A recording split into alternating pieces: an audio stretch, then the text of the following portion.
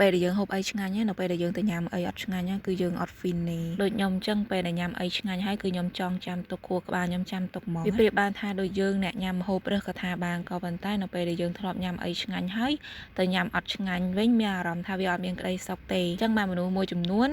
គាត់អត់ទិញគេញ៉ាំអីគាត់សុខចិត្តធ្វើខ្លួនឯងដោយសារគាត់ធ្វើខ្លួនឯងទៅបានរសជាតិមួយដែលគាត់ចង់ញ៉ាំហើយគាត់ញ៉ាំទៅមានអារម្មណ៍ថាមានក្តីសុខដូចខ្ញុំអញ្ចឹងម្ហូបខ្លះខ្ញុំទិញគេបើសិនជាគេធ្វើឆ្ងាញ់ខ្ញុំទិញគេហ្មងតែបើថាគេធ្វើអត់ឆ្ងាញ់គឺខ្ញុំទិញតែម្ដងលើក្រោយខ្ញុំធ្វើញ៉ាំខ្លួនឯងនៅពេលដែលខ្ញុំឃ្លានដូចនំនេះអញ្ចឹងគឺចាយគាត់នៅកន្លែងខ្ញុំគាត់ធ្វើឆ្ងាញ់អញ្ចឹងទៅខ្ញុំចាំតែគាត់ទេមួយអាទិត្យគាត់ធ្វើលក់ម្ដងឬក៏ពីរដងអីអញ្ចឹងទៅខ្ញុំអត់ញ៉ាំចំណីអីផ្សេងទេក្នុងរយៈពេលមួយអាទិត្យហ្នឹងគឺខ្ញុំចាំញ៉ាំតែនំរបស់គាត់ទេតែសួរថាខ្ញុំអ្នកហូបរើសមែនអត់ខ្ញុំក៏អត់ហូបរើសដែរបើសិនជាខ្ញុំរវល់ខ្លាំងខ្ញុំនៅតែឯងម្ហូបឬនំចំណីខ្ញុំអាចទិញគេញ៉ាំបានប៉ុន្តែវាបានតែត្រឹមរយៈពេលខ្លីឧទាហរណ៍មួយថ្ងៃពីរថ្ងៃអីអញ្ចឹងណាបន្ទាប់ពីថ្ងៃទី3អីទៅគឺខ្ញុំរវល់យ៉ាងណាគឺខ្ញុំធ្វើម្ហូបញ៉ាំខ្លួនឯងដែរ